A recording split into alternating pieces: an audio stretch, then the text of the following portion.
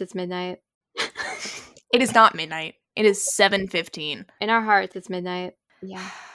So, obviously, we listen to Midnights because we are the way that we are.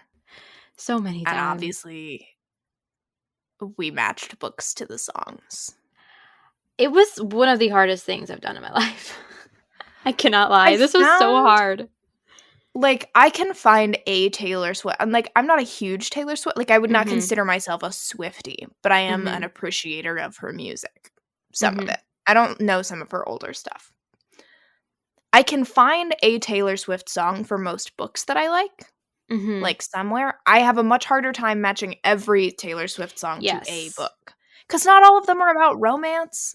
I started doing a thing where, like, for some reviews, I would, like, pair it with a Taylor Swift song if it, like, made me think of one. And so I felt that way, too. Like, there were a few that I was like, this is clearly it. I know it. Whatever. And then fucking Midnight Rain. Like, talk about wanting pain. Like, it was the hard... Well, because my one dilemma was that I didn't want to repeat authors, but I had to say fuck it. And, oh boy, did I repeat some authors. Well, that's why, because I wanted to, like, have, like, a list of just, like, different types, and so I really tried, but Midnight Rain, I couldn't get away from Elizabeth Everett, because another book of hers is in my list, and I sat at the table, I sat on my bed, on the couch, I could not think of a book that fit it, because it's, like, Grumpy Sunshine, but she has to leave him for fame, and she wants pain, and there was just...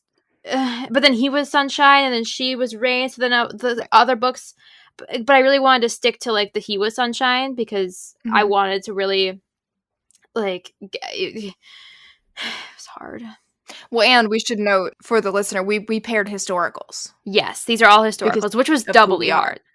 Right. I think we added an extra level of just fucking insanity to this, because it was right.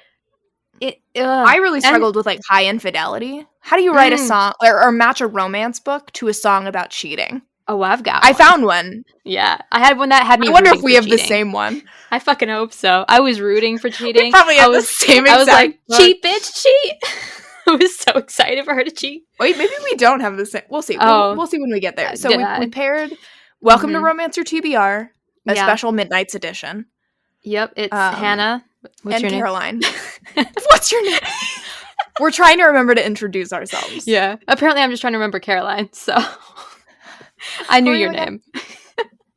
Listen, get out of town. Yeah. Anyway, so do you have, like, other, like, did you write out all of the different books you considered for each song, or did you? I had such a hard time. Most of them only have one option. There were a few, but I truly have, like, one option. Okay. For each. We'll go through. We'll each share our pick. List the backups. I might throw out some backup ones. Please do. Because, like, it's a whole thing. Like, if you like one song and you want that vibe, here are a few books. So this was tricky. Also, I will say, number one, I did not avoid repeating authors. Number two, sometimes it doesn't match the whole song, but it matches like a part of the, like, a lyric or the vibe. That's where I really got intensely, like, fixated on matching, like, pretty much the entire, like, song and, like, vibe. So, like, it was, and, like, I didn't need to, but something about it, I just couldn't not. I'm the same way. And there were a few, obviously, that I'm just like, you know, that one we can kind of we can finagle it. It'll be fine. And also, again, because they're historical, so I'm like, this doesn't really translate. All right, shall we? Lavender Haze. Lavender Haze, which is a middle of the road song for me. Perhaps that's it's moving. It's moving up there. It's a bop. It's not my favorite intro song of hers. I'm a Swiftie, by the way. I know all of her songs. I am so familiar with all of her other work that, like, I can pick up where she's, like, changing and, like, what's even different from, like, Folklore and Evermore. And, like, I didn't want another Folklore or Evermore. I considered that done. I loved them. A lot of people thought this was going to be a continuation of that, which I thought was odd. I'm like, why? That was gonna happen. I'm not even a Swiftie, and even I was like... I'm like, why did you think that? So they were disappointed. I was like, no, that's not that's not it. Okay, Lavender Haze. Do you want to go or should I? I went with Bombshell by Sarah MacLean. Ooh, I have that for another one. Okay. Interesting. I just think, like, that whole song is... She has these lines where she says, like, people are bringing up her like her history, like her reputation, and expecting him to, since he's not marrying her, like drop her. And he's like not even paying attention to that, doesn't really care, like he handles it really well, and that read very Cecily and what's his name? Caleb. Caleb to me, so where Cecily is very scandalous. She's been with lots of people, like, you know, she's a bit of a light skirt, very scandalous. Everyone has lots of things to say about her. And he's staying away from her for other reasons because he's so into her. But, like, he could not care less about her reputation. He crossed the fucking ocean to get away from her because he wanted her so much. Yeah, but it's because he wanted her, not because he was like, oh, I can't be with you. No. Like, you're very scandalous. So, like... it was beautiful. I love that. I just read is very... Because didn't she, like, confess her feelings, or, like, she, like, wanted something, and then he literally was like, bye. I'm gonna be gone. I think in... because you haven't read the book where Cecily first shows up. No. Or not when Cecily first shows up, but when you meet Caleb and see them interact. It must be the day of the Duchess, I want to say. Because we meet her initially in... The Rogue Not Taken. But then I think Caleb shows up. Oh, because Caleb is friends with Serafina. So it must be in The Day of the Duchess. Yeah, because don't they own the bar And together? that's when you first meet Caleb, and Caleb meets Cecily, and there are some really wonderful interactions between... But you haven't read them. It's fine. I know. It's just him clearly being obsessed with her and trying so hard, and she's, like, hitting on him, and he just panics and leaves. Good for him. So that's my Lavender Haze pick, is Bombshell. And that's why I love Matthew and Daisy, because Matthew was so fucking scared of his feelings and he couldn't do it. Okay. So I had Devil's Own Duke by Lenora Bell. I cheated a little bit because this one's also like a purple cover. And it has the color lavender in it in a few places. So I was like, we're going to do that. But it's a Cinderella retelling. And that's a huge theme with this album is midnight. Obviously Cinderella, midnight. First line of the song, meet me at midnight. They have a kiss at midnight. The history thing, he's claiming to be an heir to her father's, I think it's a dukedom. Obviously, it's Devil's Own Duke. And she's been trying to convince her father to get married because he needs to produce an heir. So she's not the one being forced, or like initially being forced to get married. And then once the father has a mistress and he just wants to be with her, he doesn't care about getting an heir. So then she's like, no, you have to. And then when Ash comes into town and he's like, I'm your heir, the father's like, great, I don't have to get married anymore. And then they get caught in a kiss at midnight. And then the father's like, perfect, you guys can get married. This is killing two birds with one stone. I'm having a great time. She owns vineyards on their land, and so she doesn't want to get married because she doesn't want Ash to replace the vineyards with stables because he wants to breed horses and make money. So then the entire book is her trying to convince him that her wine is good enough and deserves to be kept. So a lot of it is like she doesn't want to get married. She's very independent. There was that like bride part in the song, history, scrutiny, whatever, and the no deal. And it was a deal they had to show. I don't know. It doesn't necessarily fit the vibes of the song, but I think as a whole, like taking the song apart, it fits. But maybe as a whole, it doesn't. But whatever. I'm making my own rules. We're stretching some. Yes. We're doing our best. Yes. I didn't have a ton of backups for this one, in which Margot Halifax earns her shocking reputation, which we talked about. I assume the TBR Tuesday episode will have gone up before this one. I have mentioned it before, by Alexandra Vasti. Yeah. I think also is a similar, like, she's very scandalous and he doesn't care. Is more concerned with like, oh, I'm of a lower class, like I can't give you what you want type thing, but not about her reputation. So I think that's my only other backup one. Okay, and then we've got Maroon. This is like my second favorite song on the album, I think. I really like Maroon. Oh, that one's gotten, I like it less the more I listen. Not that I dislike it. It's pretty high up, but I just like, it's not a favorite. I do relate to that, because I did have it second, and I still say it's my second, but I think a few others have maybe overtook it. Like I had a whole rating, and then they've changed, and it's a whole thing. But I really do like this one. I really like the real fucking legacy part of it. And my pick was one that I've mentioned before in other episodes, but A Scoundrel of Her Own by Stacy Reid. it's second chance. There were a few that I was like, okay, I have to choose second chances for these, and it's notoriously not my favorite trope, and so I had a really hard time. I was struggling to narrow down the second chances. Oh my god, I had such a hard time. And so God, I love that trope. Yeah.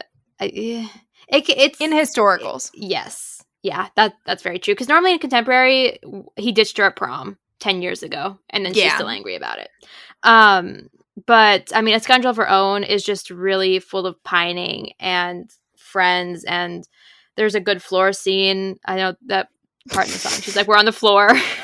And in the book, they're in the cottage on the floor. But they were separated for 15 years, basically, and they lost each other. There was silence, and telephones, probably, I don't know when they were invented, come for me, but it was a long separation, but he's always loved her, and then she kind of like had to forget about him, and it was a whole thing. But that one I felt fit pretty well. Nice. My pick is, I'm trying to think if there are that many of them or if it's just two back-to-back. Another Sarah MacLean. I think those are my only two. Nope, there's at least one more later on my list. Listen, I actually did a separate list where I matched every single Sarah MacLean book to a song on Midnights. So that's a whole other thing. Maroon, I went with Daring and the Duke, which is also a second chance romance. It's the third in the Bare Knuckle Bastards series. It's not like a obviously 1-to-1 match because the song is like very modern to me. Like she talks about like dancing in New York and burning incense very and drinking modern, wine, like, and very much they didn't get back together. Yeah, I read like that song to me feels like I think she's looking back on the good parts of a toxic relationship, and so it doesn't quite match because obviously a second chance they do end up back together. But Daring and the Duke, they I don't know how to summarize the bare knuckle, like the premise of the Bare Knuckle Bastards quickly, but basically this Duke had 4 kids all at the same time. 3 of them were boys and 1 of them was a girl, and the girl wasn't his, but she was born, like his wife had her from another affair, so she was technically the only legitimate one. So instead he just lied on the birth certificate, said that she was a boy, and then found the 3 illegitimate sons and basically like taught them manners, but then also kind of psychologically tortured them into competing with each other to see which one was going to be the heir to the dukedom. And so Daring and the Duke is the 3rd book, and it is about the boy who actually won, like succeeded and became the Duke, and the girl who was originally, like, she was not related to the Duke, but she was technically legitimate because she was born from his wife. And their reconciliation, because boy is there some drama. He technically tried to kill her and tried to kill one of the other 2, like when the day that the other 2 boys took her and ran. And so they have been keeping her from Ewan, the heir, because he has basically gone crazy looking for her, and he's also still been in love with him this whole time. So the vibes were there for me, even though the lyrics don't necessarily match up. I think about the like, I wake up memory over me. That's a real fucking legacy. Yeah. See, that's the part that really stuck out. Years. Yeah. Oh yeah. So that was mine. And then I had just like a list of other second chance, like To Have and to Hoax. The vibes, not there at all. It's just a second chance marriage in crisis, and I liked it. But like that's a like happy-go-lucky slapstick comedy book. Well, that's the thing. I had books that I wanted to include because I haven't talked about them yet on the podcast. But I was like, okay, Hannah, get control of yourself. There are a few other ones that I gave to another song, but that also could have worked for this one. How to Deceive a Duke by Samara Parrish is another one that I thought worked. Yeah, I could see that. Which is another. It's a second chance romance. They like had a passionate affair and then broke up. Yeah, it is. It is fairly angsty. Just angsty in the sense that there's just a lot of things working against the relationship. Yes. Yeah, and I think it has the benefit of like, I mean, the one that I picked, Daring and the Duke, also has like little flashback scenes where they're like remembering the time they spent together and how like good it was, which I think is the vibe of the song. So relatable. Next is my personal favorite song, Antihero. This is a great song. It's so good. Best song, and I will take no criticism. It's very fun. And okay, I'm not going to say, okay, that sentence was going to come out wrong. I love the line, sexy baby. it's so fun to sing. It's a really good time, and it makes sense. Like, even without knowing, because I didn't know the 30 Rock reference, but like even without knowing, I thought it kind of like made sense. The what? 30 Rock, apparently in an episode of 30 Rock, that's where the reference started, I think, in like 2011. Oh, I thought it was just like a way that, like, no, there's like a whole 30 Rock episode. Horror movies. No, there's like a 30 Rock episode where she like dresses up as a kid and she's like, I'm a sexy baby. And then my mom thought it was Jamie Tart. Yeah, a sexy little baby. Yeah. Baby. I just love Jamie. Sure. Oh my God, I love him. I don't know about 30 Rock, but I did get the like same. infantilizing women in Hollywood and such. Or, well, she's not Hollywood, but yeah, I have a great time with that line, great time with the song, and I think her voice sounds very good in it. I just identify as an anti-hero, so that one is fun. I like the whole time I was like, I love unlikable heroines, and this song is like, I had to find an unlikable heroine for it, you know? And I love them, especially because people tend to not like them. And I actually struggled. I guess I've read more unlikable heroines in contemporary than I have in historicals. I found a few. The one that I ultimately went with was The Perfect Crimes of Marianne Haze by Cat Sebastian. Oh, I have that one for another one. Interesting. Yeah. Look at us. I just very much Marianne's like not a good person. Yeah. And she knows it and she accepts that. Yeah. And then commits crimes. And I love I don't remember. It's been a while since I read it, so I don't remember how much she like gets down on herself. And so now I'm like, I don't have the lyrics pulled up, but there were a few that I were like, words. I was like, this feels very like Marianne Haze internal monologue to me. Especially once she starts like, getting really mean to Rob and like pushing him away and then would like kind of berate herself for it. Yeah. But like she couldn't really help it. That's just the way that she is. But it's fine because Rob is wonderful. He was. I just love Marianne Haze. Yeah. Mine is on both counts an anti-hero because people don't really like this book. But Angelika Frankenstein makes her match. I thought Angelika was a good fit. She's a bit of a narcissist. She gets older, never wiser until she meets the hero. Her midnights become afternoons because she's cutting people up. Ghosts, she's scheming literally by bringing people back from the dead. Like, and just a lot of the vibes, like the tone maybe of the song doesn't really fit, you know, the upbeat, but I thought the lyrics kind of fit her. Oh, I think Angelika Frankenstein would listen to that. That's funny because I identified with Angelika and liked her for being unlikable for the same reasons that I identify with Antihero. Exactly. And like she has great growth in that book, which I think people who DNF don't get to see that. So like I understand like if you DNF at a certain point, you're like, what the fuck is this? But I think it takes the arc of the song where you understand that she recognizes it and then she changes, but she doesn't change who she is fundamentally. She just changes how she like expresses things and impacts other people. And she's also wanted for the money because she's rich and people are always trying to like get with her, but she's very selective.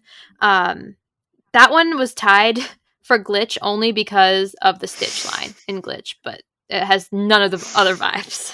That's fair. But there's a really great... But yeah.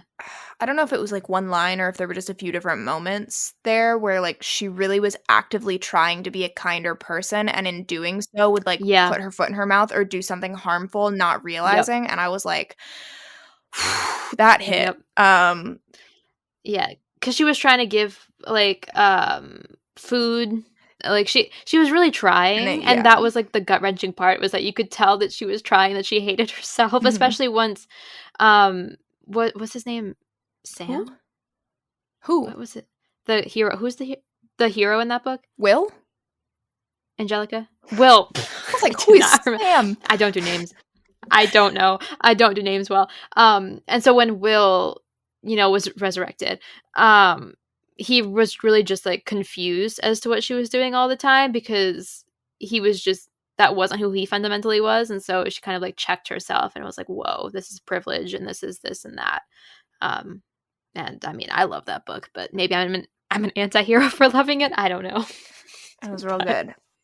That was that one. And then the next... Hold on, my runners up, because one of them I used for something else, so I won't mention it. But Her Countess to Cherish by, what is that author? We'll link it. Her Countess to Cherish is, I think you read it. Maybe you didn't. We read it for book club. I definitely read this. Her Countess. It's that's it's a queer historical. I could see that a lot. And her whole thing is that like she's kind of built up this wall around herself out of like self-defense and is purposely really bitchy, but now she can't take that down. And so she has several moments where she lashes out at her friends and people that she loves, like verbally lashes out at them and says something really horrible, and internally is like, I can't believe I just said that, but she can't take it back because that would show emotion, and emotion is weakness. And so her whole like internal monologue is just like, how do I get out of this cycle of like being awful to people, but also I'm afraid to be vulnerable. That one fits really well too. I liked it a lot. And then also this one doesn't really fit, but the vampire who loved me, he's the anti-hero. I feel like I thought about those books a lot. I did too. I actually think I paired the vampire who loved me with several, and I didn't give it to any of them ultimately, but I was like, Julian Kane is the anti-hero. Yes. Well, and then just listening to the Immortals After Dark, I was like, I could probably do a separate pairing of those books as these songs, because I was thinking of like other Taylor Swift songs listening to those books. It's been a whole wild ride in my brain. And then the next one is Snow on the Beach. This is a weird song. And it is. You don't like this one, right? This is like one of my least favorite. Lower end. Weird but fucking beautiful. But you're like, weird but fucking weird. I mean, it's like fine. It just sounds like it should be playing in the background. I don't want to actively listen to it. The lyrics get stuck in my head, but it's not a song that I gravitate towards. Like, parts of it, like, replay, but I think it doesn't feel ultimately like a story to me. Like, it feels very repetitive. Like, just, oh, we were passing in the night, and like, our relationship is weird but beautiful. And I'm like, that's it? That's the whole story? It's not what I expected from Lana Del Rey and Taylor Swift coming together finally, you know? Disappointing in that regard. Like, I don't mind the song, I suppose, in general, but like, it's not my top 5, and I expected more. I don't like dislike it. I just do skip it every time. Yeah. Anyway. Relatable. You go, I think, for that one first. I went with A Lady's Guide to Celestial Mechanics by Olivia Waite, specifically because, and of course now I don't have the lyrics up, there's a line about stars. Weird, but it was beautiful. Flying in a dream, stars by the pocketful. You wanting me tonight feels impossible. Again, I don't really know what the story of the song is, but I do know Celestial Mechanics. One of them is an astronomer, and there's like a moment where she takes her up and uses her telescope and like shows them the stars. And also it's like a sapphic historical. That's perfect. And so the like you wanting me feels impossible, all of that sort of feels like it ties in together. And then just like the vibes, I don't know, the vibes felt right to me, so that's mine. Was it like a softer book? Because I feel like the song is like pretty soft. I mean, there's like, conflict, but it's not. Yeah, it's not like homophobia is the conflict or anything like that. It felt pretty soft to me. And that's why mine is Scandal in Spring. To bring it up again. I mean, Matthew thought the entire time that this was impossible. I mean, he's been holding himself back for as long as he's known Daisy. And I just kind of vibed with a weird but fucking beautiful. Daisy's a little bit weird. She's a little weird. And he's like, yeah, you're weird, but you're fucking beautiful. That's another one where it's kind of like a toss away. I was like, the song is just about someone like just like not thinking that the love was going to happen. And then it did. And then I was like, we're going to get Scandal and Spring up in here. Sure. Because I will not let it die. I will not let it rest. One of my runners up was Devil in Winter. Because it also was like, it's a weird, unexpected relationship and it works. Yep. I know, it's like I'm gonna find better books as I keep reading, but we're working with what we've got. It's hard. Wicked on the Wallflower was my other one, by the way, strictly because when they first have sex, it's on the roof, and it's like at night on the roof, and they're like up there in the stars, and it's like it like when I'm listening to Snow on that, like that's the scene that pops into my head. Speaking of stars, The Governess Game, I think it's The Governess Game or Gambit or something, by Tessa Dare, second one in her most recent series. She's an astronomer, and they like have sex on a hill under the stars. Okay, well there you go. And he's kind of maybe weird but fucking beautiful. He thinks she's a governess, and she's just kind of at his door because for some reason I don't know. You're on Your Own, Kid. And then the next one is You're on Your Own, Kid. Yeah. Sure. This one, again, is a song I like, but it's not necessarily my favorite. But a book I love, Duchess by Midnight, my second Cinderella retelling that I mentioned so far. It's a like reverse of the Cinderella, so she's basically the evil stepsister. And so she did a lot of work in the past to get to a point where she's not the villain anymore. So this one also kind of worked for antihero. But I liked, because I mean her actual mother is just bad. She's really dismissive and mean, and brings out her flaws. And so Drewsmina, the main character, she lashes out a ton in the past, and she's not a good person. She's really bad to Cindy, her stepsister, Cinderella. And I just really felt it related to, like, she was on her own. She had to learn lessons and, do all of this work by herself. And obviously she ends up with the Duke. It was such a good book, because you like see Cindy with the prince, and then they somehow come together. And it was just a very fun time. And I will bring that book up any chance I can get as well, because there was sexy bird watching. Like, she was getting absolutely railed while watching for birds, and it was fun. So, well, there you have it. This one, you're on your own. Wasn't initially one of my favorites, and now is definitely in the top few for me. I think single-handedly the bridge just makes me cry every time. That's one of my favorite bridges. I went with The League of Gentlewomen Witches by India Holden. I just feel like Charlotte was always on her own anyway. And also, specifically, really the whole, like, I've done all of this to achieve this thing that I want. It also, I consider doing Wisteria Society as well, because I think she and Charlotte have kind of a similar, Cecilia and Charlotte have similar arcs in that way, where, like, they have done all of the, like, sacrificed all of this for this thing that they wanted. And then ultimately they found something that they did want. The bridge specifically, I just think about, like, Charlotte standing on the roof and flying off into the sunset with Alex, and the whole, like, I did all these things, I hosted these like, and then you look around and she found something they can't take away because it was worth it. And she made friends. She made the friendship bracelets. She seized the moment. She took it. And there was no reason for her to be afraid. She discovered her inner magic. I actually had a lot for this one. That's cute. And they were mostly, there were several Sarah MacLean's. A Scot in the Dark is one where she's incredibly lonely. Like, that's her whole, she's like a ward of a duke, and the dukes keep dying, and she keeps getting passed duke to duke. Jeez. And so she's basically spent. Wait, does she end up being the ward of the duke she falls in love with? It's not weird. It's very cool. It's very not weird. But he's like the 16th in line or something, so he never expected to be a duke, and then he is. No, I like. And they're like, "Hey, you've also inherited this ward." She's like 24 years old, but she has like no friends, no family. She's super lonely, like devastatingly lonely. It's almost painful to read. Yeah. And so that was the vibe there. Also, The Brightest Star in Paris by Diana Biller, which is about a ballerina. And she also is pretty. She's on her own, kid. So those were my You're on Your Own kids. Midnight Rain. God, this is my favorite song so on the album. I love this song so much. I know. Something about that voice. People can say... It's so satisfying. It is. They can say all they want, but I was like watching like TikToks of just people like listening to it for the first time, and then like at first they're like, what? And then immediately their body just starts to like move because it's just so fucking it sounds so good. All of me changed like midnight. Like that little high note at the end. Yeah, I mean, speak of a song that I physically cannot sing. I mean, I do not have the range for this one, but sure do I try in my car. Devastating to realize that. But it's hard to match to romances. It's so hard. But I've somehow ended up with two, but they're both unreleased, so I was like a little bit slap on the wrist. It's fine. I've got a few. We are. Yeah.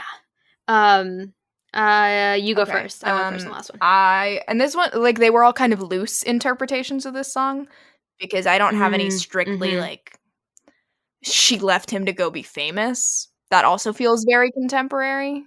I feel like I have one that I think kind of embodies that, but it's a little bit different. It's not a common historical thing. But I ended up going with Devil in Spring. which is, again, it's not exactly right. They're not quite like she definitely is the sunshine rather than the midnight rain. Not so much that she's like looking for pain versus his comfort, but I do think that Gabriel very much was like, look, we've been compromised. It's time to get married. We're going to get married. This is just how this is going to go. And Pandora's entire resistance to the idea of marrying him is, I can't marry you. I want to be, like, I have designed a board game. I am in the process of becoming this, like, board game business owner.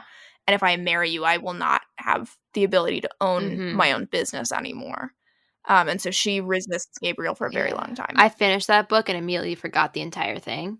So thank you for that little summary, because now it's coming back to me. I liked it. It was fine, but... It's not one of my favorites, but there are some very sweet moments. And I really like Pandora. I liked it when I listening was to it. Specifically really enjoyed her being like, no, I will not marry you. And Gabriel, who's like the son of Sebastian St. Vincent and also in line to be a duke. And he's like, what do you mean you won't marry me? What are you talking about? And she's like, I have a board game. Respect, Pandora. I want a board game. So that's she was busy chasing that fame, making that name for herself. Making that game, okay? And he just wanted a bride. I mean, he didn't actually, but he knew that he had to marry her because they were compromised, sort of.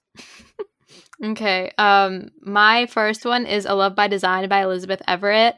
So they were childhood sweethearts, and she was going to elope with him, but she wanted to be an architect, and she was very smart, and she had a lot of dreams, and for some reason he just never showed up when they were going to elope, and it's been years later. She got married, she got widowed, he went off to war. He is definitely the sunshine in the relationship.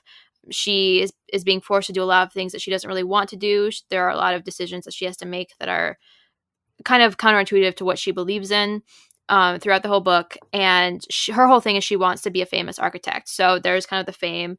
And I can't give too much away about the book because it's not released yet. It comes out in 2023. But if you read the book, I think you'll really see how they relate.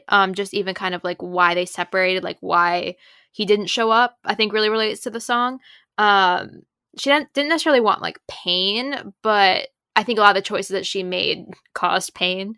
And I really liked the book. A lot of her decisions, though, were like hard to read, but you knew why she was making them, which made it easier because you were kind of like, why? But you were also like, okay, I get it. Like I probably too would have made the exact same choice. And so that's the closest I could get, because it had, I think, the right vibes. It's kind of like a sadder book and just more like introspective. And then The Duke Gets Even by Joanna Shupe. Again, the cover fits this one, midnight, and this was like dark blue, very pretty cover. She basically just doesn't want to be a bride. I'm gonna forget their names. I don't know. You haven't read that series yet, have you? No. What's her name? Nellie. So she is basically, she's not a virgin. She has a very scandalous reputation. He is a duke. He came to America looking for a bride. He's gotten jilted 3 times, and he is just like down on his luck. So he's not necessarily like sunshine. She's kind of the sunshine. But she also doesn't want to be, she doesn't want her freedom taken away. She's very progressive, and it's a whole theme of the book. So it's not necessarily like a 1-for-1, but it's up there. I have another book in the series for another song, so I didn't formally include this, but I thought it kind of fit. Then we've got question ... Mark. Another one that wasn't initially a favorite, but it's bumped up for me. It's just so fun to listen to. Do you hear the Out of the Woods in the backtrack? No. I can send you it on Twitter. You know the song Out of the Woods, right? Mm-hmm. No? Yes. Yeah. Okay. She's like the that she does in Out of the Woods. There's a tweet that shows it like 1-to-1, and then I can't hear it. I can't not hear it anymore. All right. Swifties are a little crazy. Well, the I Remember in the beginning of the song is also sampled from Out of the Woods. And so I'm like, is this about Harry Styles too? Whatever. Maybe. But it was another one that was hard to match for me, just because like it also feels very modern. what I first did was go the good girl, sad boy. And then I was like, what if I do one with, like, a good girl scene? Why are you the way that you are? I love it. We can't change it. The Bride Goes Rogue from the Joanna Shoup series. That book is fucking hot. So there's a huge gravel scene. She is a good girl. He calls her good girl multiple occasions. He's sad. His friend just got ran over by a train, and he's also just dealing with other things. He's a sad boy. He's a sad gentleman. Yeah. So he's dealing with that. She's operated under the assumption for the past few years that she was going to marry him because her fathers had, like, signed a contract, and then she kind of just, like, goes wild after he rejects her. They meet at a masquerade, but they don't know each other, and then they get to, like, third base.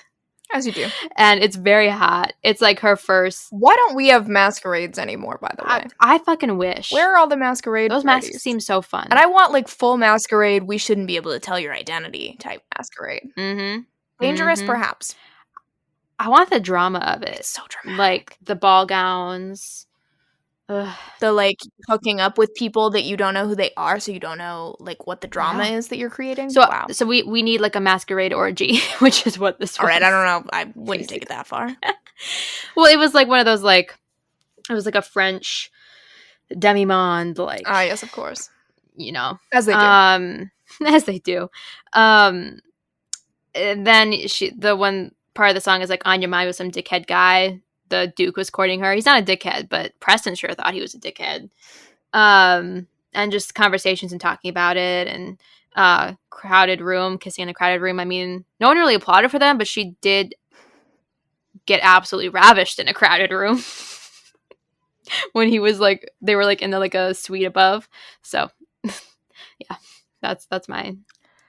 I also went with the kiss in a crowded room. Have you ever had someone kiss you in a crowded room? And again, they were not, like, applauded. Their friends didn't make fun of them, but I went with Portrait of a Scotsman. Hear me out. I know overall, like, the story doesn't quite match up, but if you take pieces of it, it does. Okay?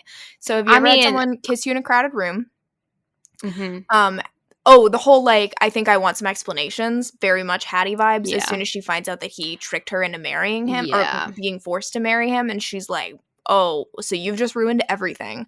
And the whole, like, do you wish you could still touch her? Like, you've ruined everything, and now you can't be with her. And that very much is the, like, initially, like, they had kind of hit it off. Yeah.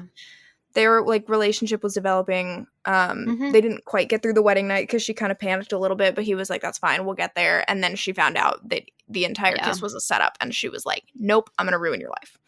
And then again, he didn't, like, sneak out in the middle of the night. She did.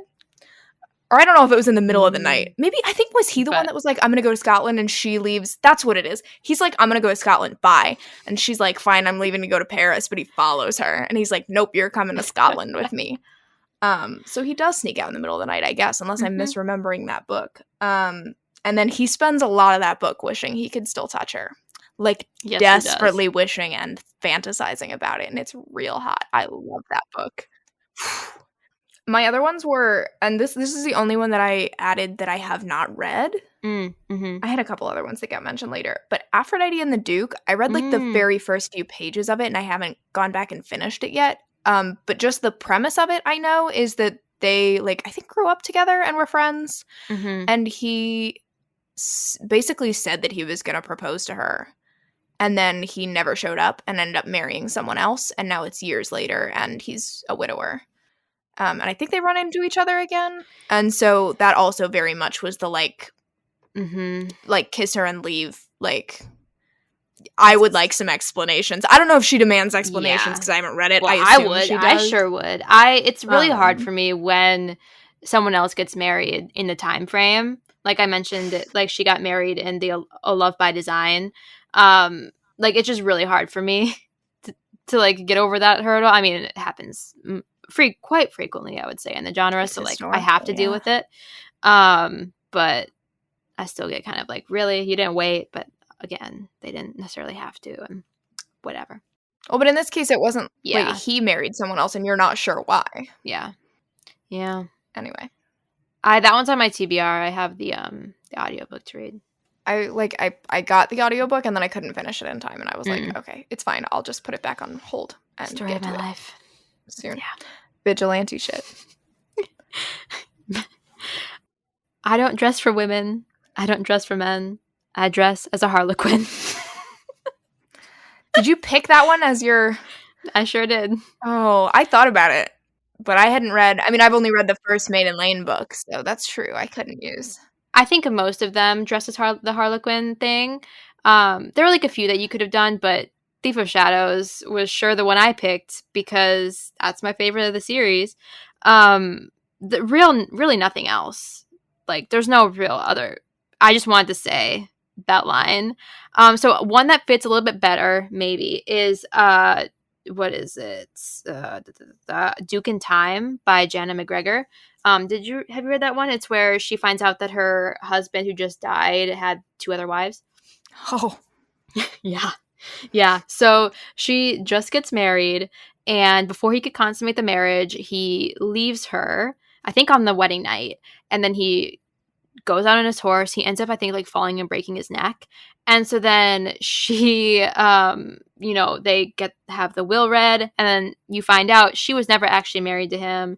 He had another wife who got pregnant, and then there was another one who also thought she was his wife, but they hadn't actually been married yet, I don't think. So they didn't necessarily get revenge on him because he did die, but it was a lot of like the women coming together and just like shit, like, spitting on his grave and being real mad at him. And I really liked that book. It was very fun. So that was like my other one that kind of related to the whole men suck. I went Perks of Loving a Wallflower. Actually, technically, like the entire Winchester series kind of works. But specifically the Perks of Loving a Wallflower. Because Tamiya's, like, her talent is that she's a master of disguise. Like, she has an entire room full of different costumes and things. She can turn herself into a whole different person.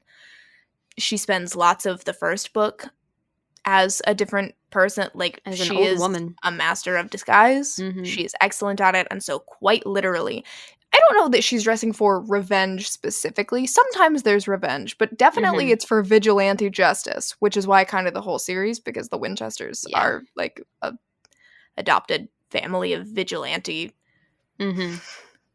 It's a vigilantes. They're cool. They're very cool. It's a great series. But Perks of Loving a Wallflower specifically, she is dressing for it. For my hold for the 3rd audiobook just came in, so I'm living large. I'm excited for that one. And then my backup ones were Heartbreaker and The Queer Principles of Kit Webb by Sarah MacLean and I have Sebastian. I have the entire Hell's Bells series for another one. I mean, look, which one it's big. And again, Adelaide is specifically isn't dressing for event, but really just like Hell's Bells. Like, she that's was trying the to get energy. justice, though. Like, I searched for those words, which is why I was thinking of her. What's she called? The Marriage Breaker? Oh my god, I just read this book not that long ago. Okay, look, it's fine. The point is, she has a special nickname because she does background research on men and shows up and gives it to the family of the women that they're trying to marry, and just like ruins their lives. And is like, no, what the fuck was her name?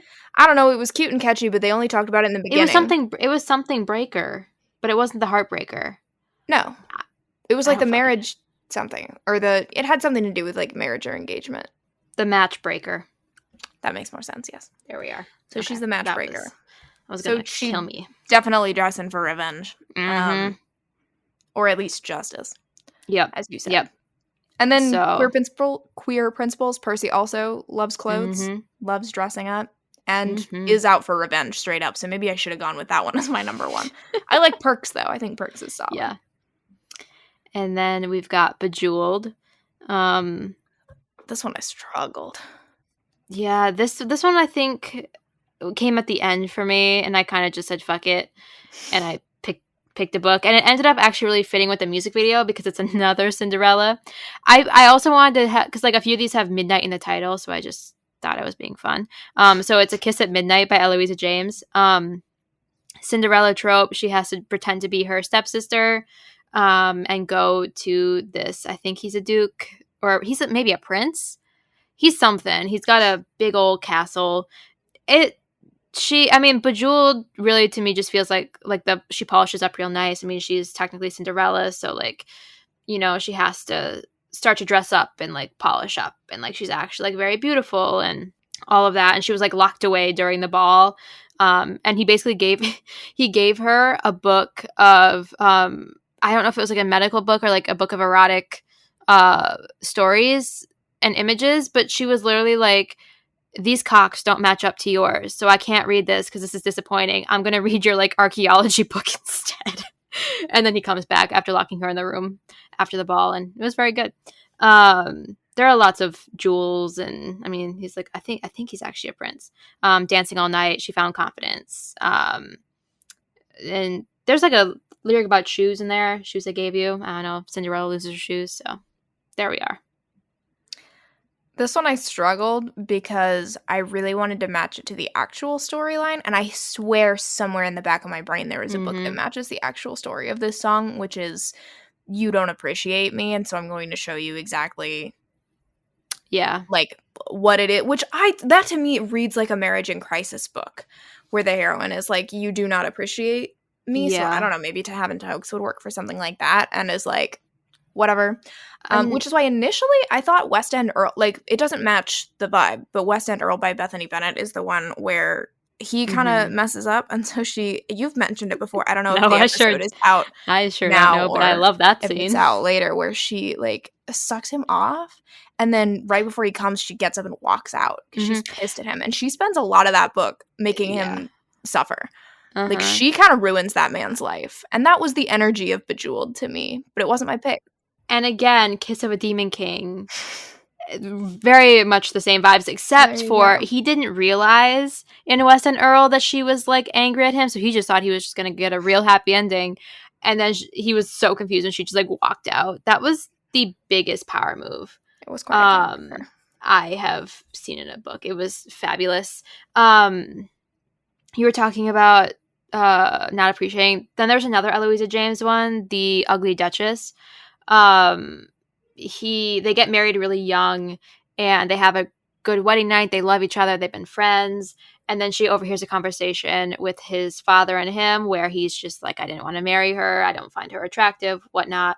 Because she's very, she's not conventionally attractive. And so then she kicks him out. He leaves for 7 years. She thinks the marriage is over. He thinks the marriage is over.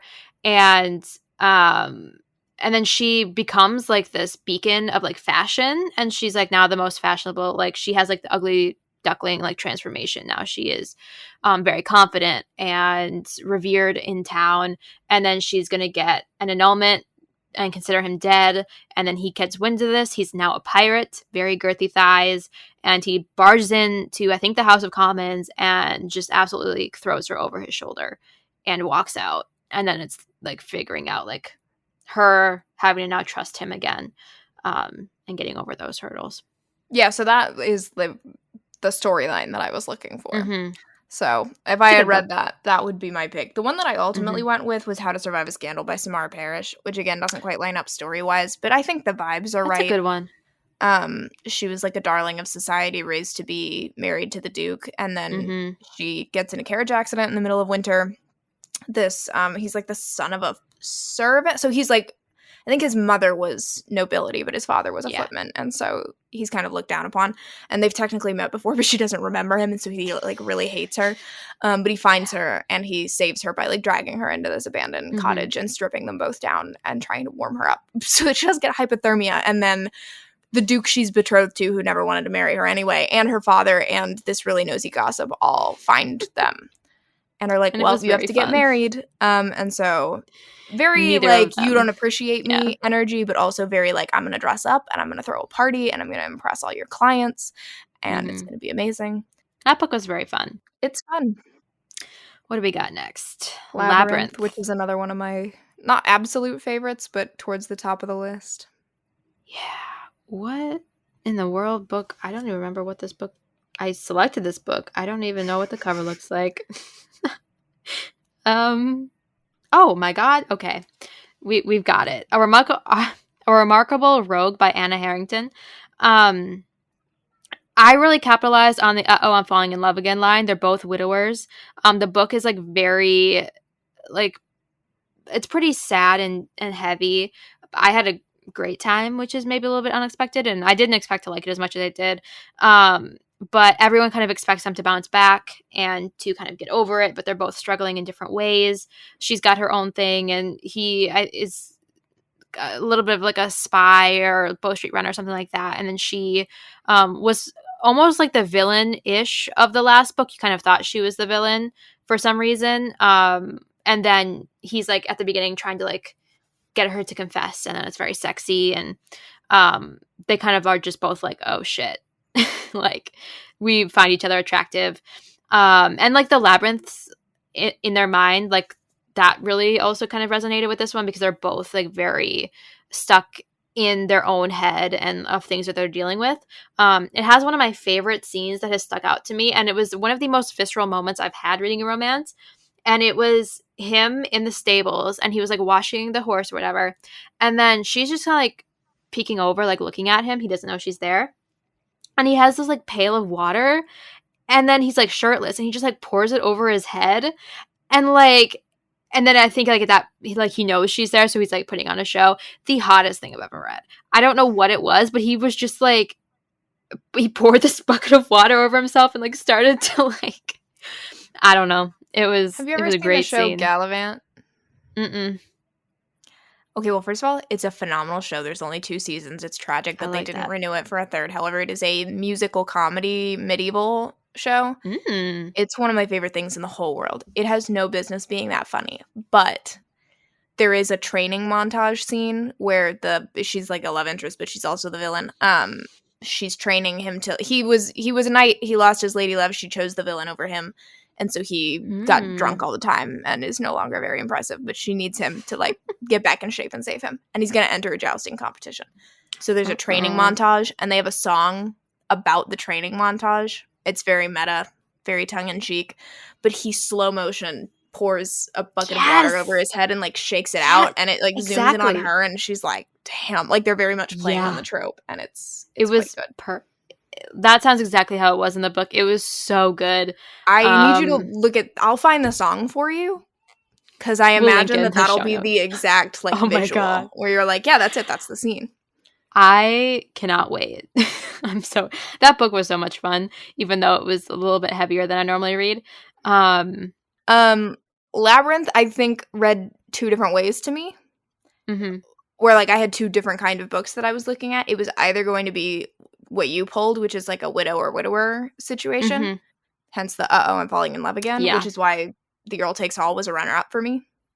I really thought about it. I really did. There's another one that was I used it later, but another widow book. But I think it also works as a second chance song. Specifically, and this one, okay, this is like if you like this contemporary, you'll like this historical. They're not exactly the same, but I think you'll like the vibes because for those of you who don't know, I work for Forever, and so we spent a lot of time on Friday when Midnight's dropped pairing Forever books to songs. And Dana matched Before I Let Go by Kennedy Ryan, which comes out in November, to Labyrinth. And Before I Let Go is it's not even a marriage in crisis. They're divorced. They have kids together. They run a business together. It's very angsty, and there's a lot of trauma around like the thing that kind of set off the chain of events was a miscarriage, and the way that the mother like could not handle it, and her mental health issues.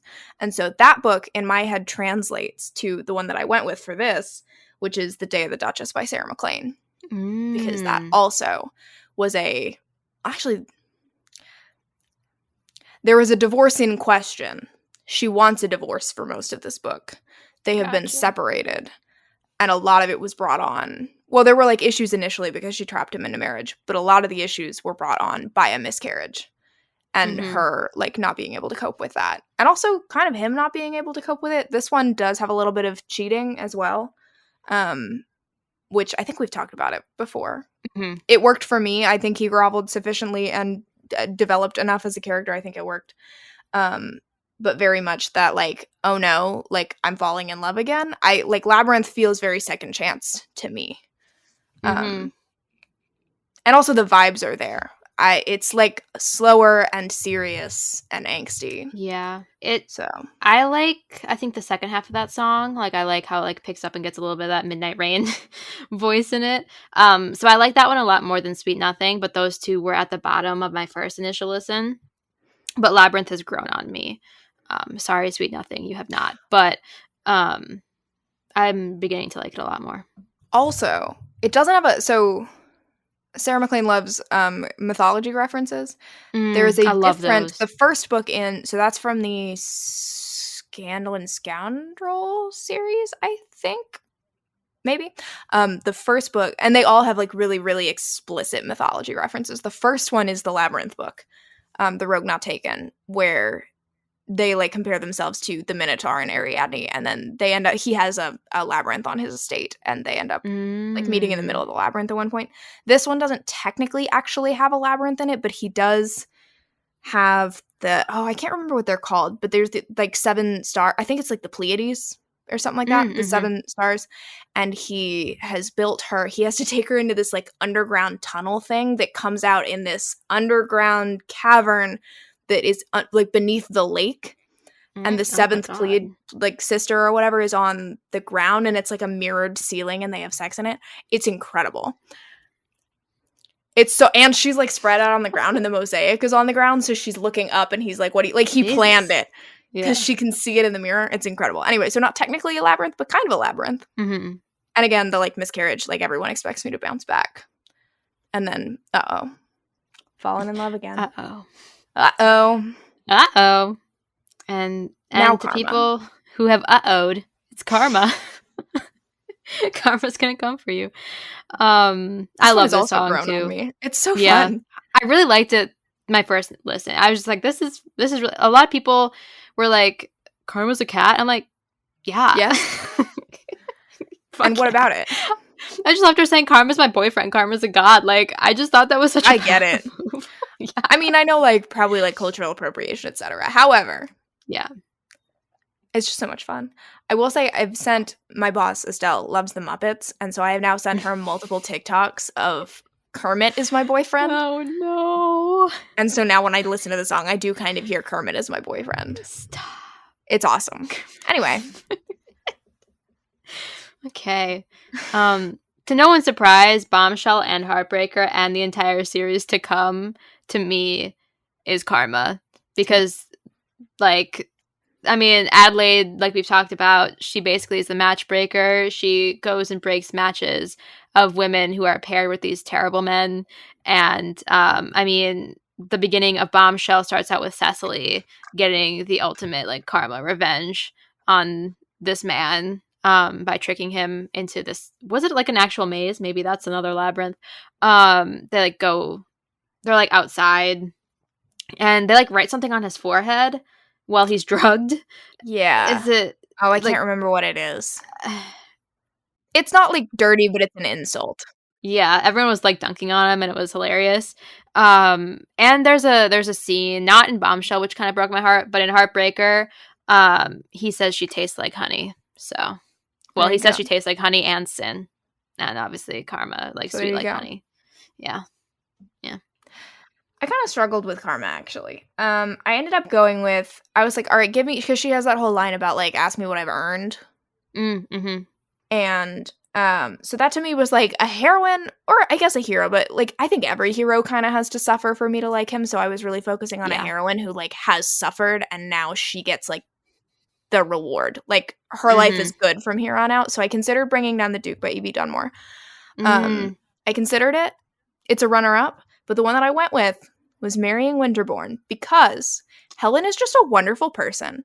She is. She's just so kind and loving and wonderful. She literally goes and, like, rescues this girl from a horrible orphanage because she's her half-sister, even though she knows it's going to ruin her life and her reputation, even though she hates her the father that she finds out is her father.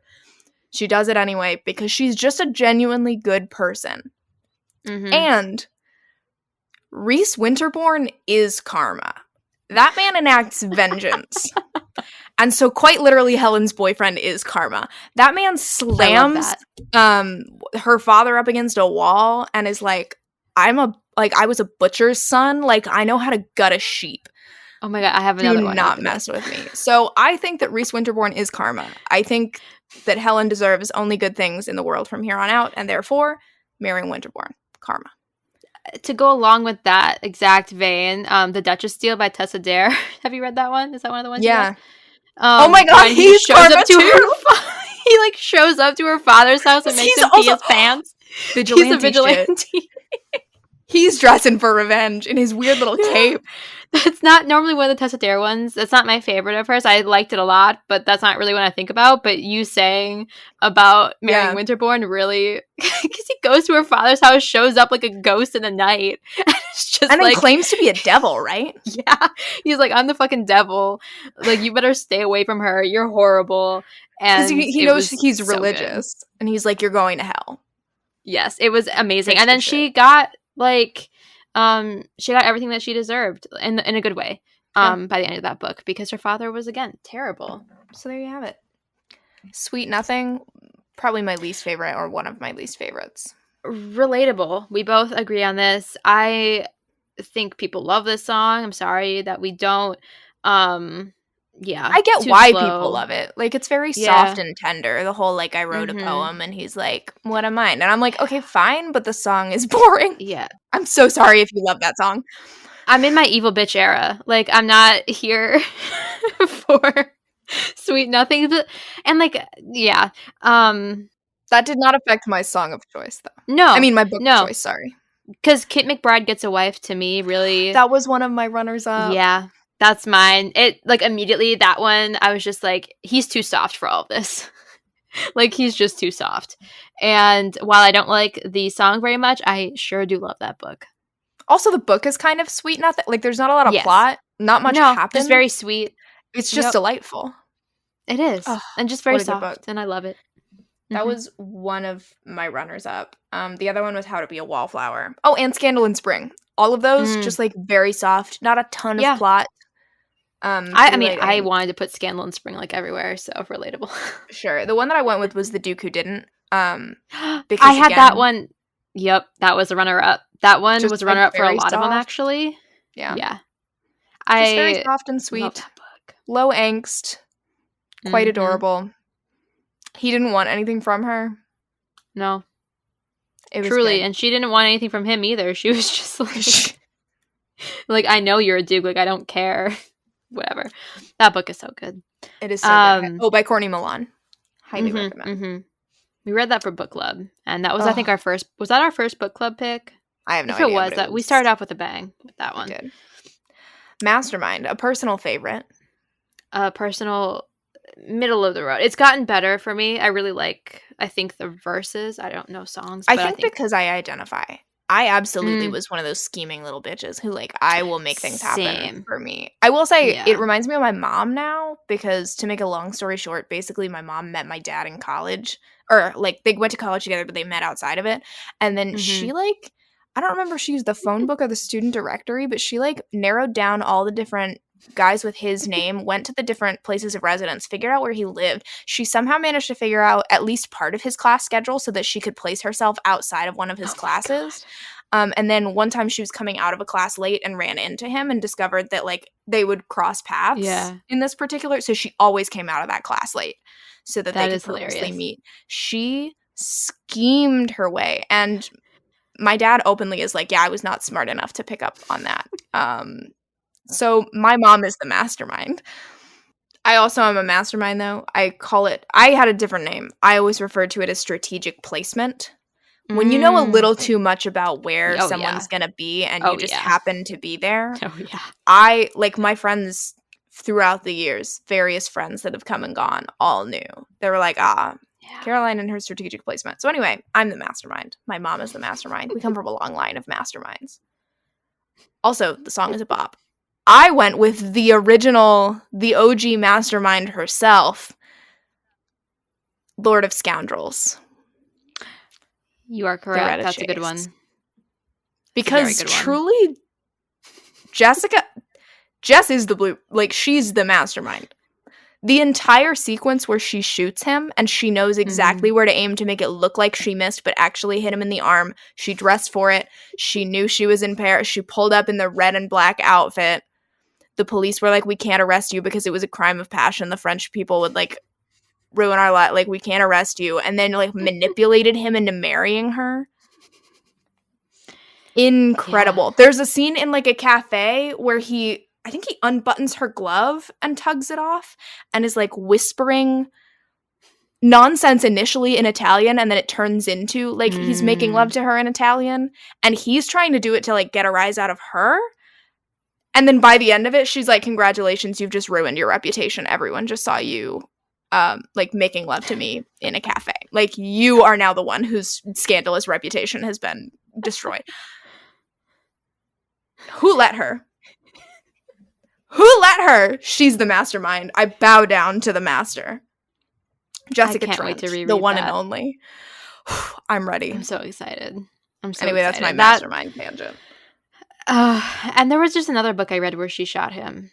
I texted you about it. Was that because I also just read it. What did we just read? Where she shoots him? I don't know. Oh, hang on, I'll find it. What have I read? After Midnight? The Vampire Who Loved Me? Was it one of those? Yep. When does...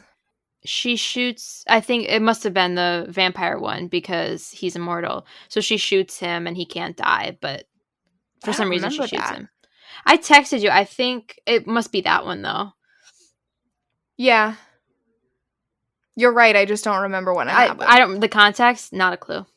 Whatever. Anyway. It's what it's like to live my brain. No context, but whatever. Oh, Daring and the Duke also is a great mastermind one. She is manipulating everything all the time. I also had to have into Hoax. She's not even really the mastermind. It's just a lot of shenanigans. My pick was Love Letters from a Duke by Elizabeth Boyle. There are two masterminds in this book. So the heroine, she has basically had her mind set for ages that she's going to marry a duke. It's going to happen. She won't take no for an answer. So she starts to write she tracks down every eligible duke. She has a binder of dukes, and she knows the ones who are eligible, who are too old. Me. She's got a list. And relatable of her. Yeah, honestly. And then there was one duke who she wasn't considering because he was just scandalous and he had a bad reputation. And she was like, that's not for me. But then she ended up writing to his grandfather. And the grandfather was like, she seems like the kind of woman for my grandson. He's a little bit of a rake right now. He's a little bit unhinged, off the path. And we need to get him back in track. So the grandfather pretends to be him, writing these love letters to her. And so he's a little bit of a mastermind. And then she thinks that now she's secured this duke. She's got it in the bag. And then, sadly, the grandfather passes away because this was in the prologue. And so the letters stop. And she doesn't know why they stopped. And this guy comes into his dukedom. He doesn't know that there should be letters he should be responding to. He doesn't want a wife. And then he finds the letters and he shows up to her house, but he didn't change from when he was not being a ducal heir, for something to happen. So he's looking pretty raggedy. And she thinks he's the footman because they were hiring a footman.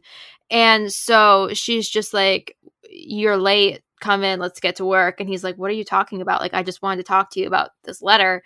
And then the entire thing is him just listening to her say how she's going to marry him. And he's like, oh, okay, cool. Fun. But then he was also really insulted because at some point she wasn't considering him for her list because his reputation, I don't know. But it was just, I love going on here. Yeah, it was a lot. And it had been recommended for some reason. It was to read on Goodreads, and then I just got the audiobook. But again, one of my favorite things is Mistaken Identity, which I have another one on this list of she thinks he's a footman.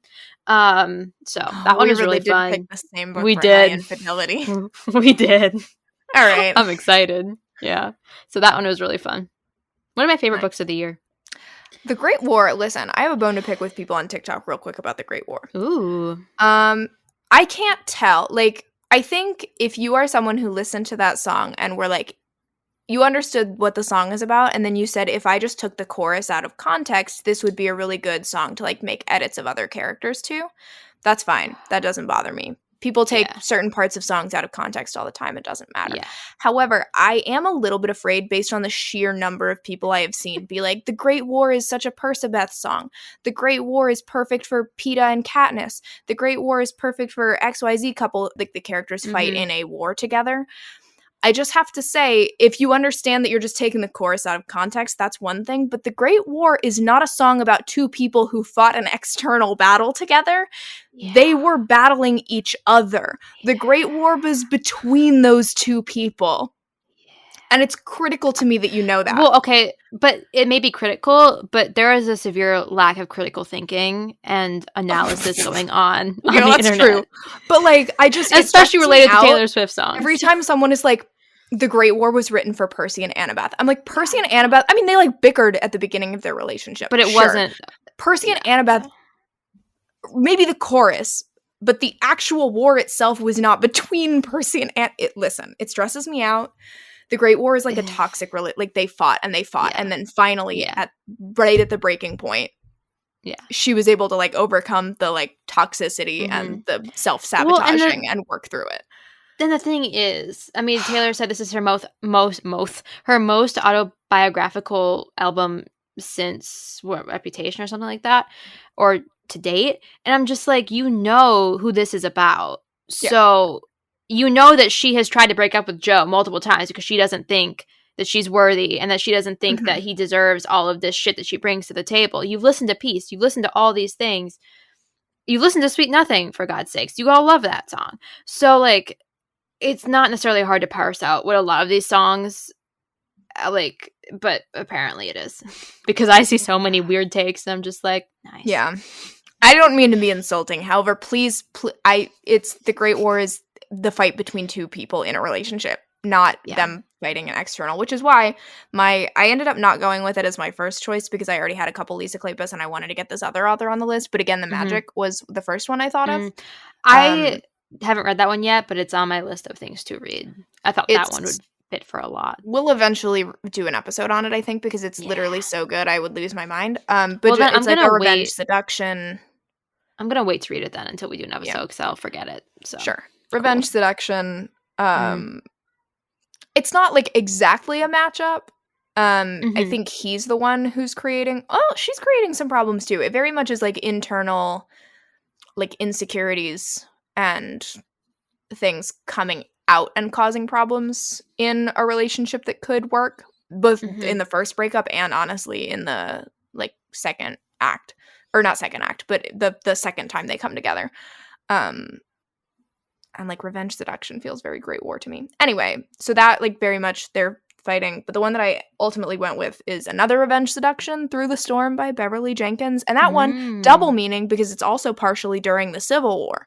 So you could argue it's also in the Great War. But specifically, they kind of fall in love or start to fall in love. And then something happens and she leaves him. And he thinks that she betrayed him and also the Union. She doesn't, but he's like, oh, she was a Confederate spy. And then they end up coming together. His mom, low-key, was the mastermind and manipulated this relationship. And he is like, no, yeah, fine, I'll marry you. And then plans to, like, ruin her life and basically, like, seduce her and then put her in a house somewhere and never see her again. But obviously that doesn't happen. But they do fight it out. To read that. So, Through the Storm, Beverly Jenkins, The Great War. Nice. Please use some critical thinking skills. I'm begging y'all. Just a PSA. Mine is The Duke in Question by Emily Howard. That one, I mean, it is set at the backdrop of the, I think, when is it? Is it the Civil War too? I think it may be, because Lincoln, they're trying to, she has some info on another plot to assassinate Lincoln. So she has to go to America to deliver this stuff to the Union so they can save Lincoln. So it's it's like after, I don't quite know where it all fits, but basically they like, I think he's a friend of her brother's, and she's always had a crush on him. She's like, the diamond, but he just has never had time for her. Obviously he's always been like but like he never has acknowledged her. He's actually a very big dick at the beginning of this book, and I was like, I accept it and I move on because he can get it. They just fought a lot. The cursed you as I sweet talked really was a line that stood out. They just had a lot of barbs at each other. Every sex scene was just so passionate and crazed. So they were kind of just at war the entire book because he was an undercover spy, and he had an ex-wife, which was kind of rare. So then they were on a boat for a lot of it, and then the ex-wife was there, so then she was kind of dealing with that jealousy and confusion about his relationship because not many people can get divorced at that time. And yeah, that one and the cover is red and just kind of felt, I don't know, crimson and war-ish, but they were just at each other's throats the entire time. Another one, if you want, would be the Kiss a Devil King or Demon King or whatever. Oh my gosh. I mean, they are they are true enemies. Kiss of a Demon King. Kiss of a Demon King, God, yeah. All right. You and you're the Immortals After Dark person. I for sure fucking am. That book taken on the mantle. Yes. Bigger Than the Whole Sky is the next one. Another one that just is at the bottom of my list. I think it's good. How it sounds. I just skip it because it makes me sad if I listen to the lyrics, and I don't want to be that kind of sad.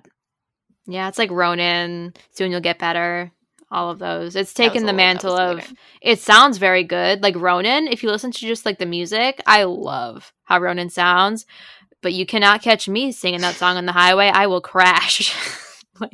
No. And this one is the same. Because my first listen, I didn't really taking any of the lyrics, and then I was like, wait, cool. That's gonna be bad for me to listen to. That's gonna leave a mark. Mm-hmm.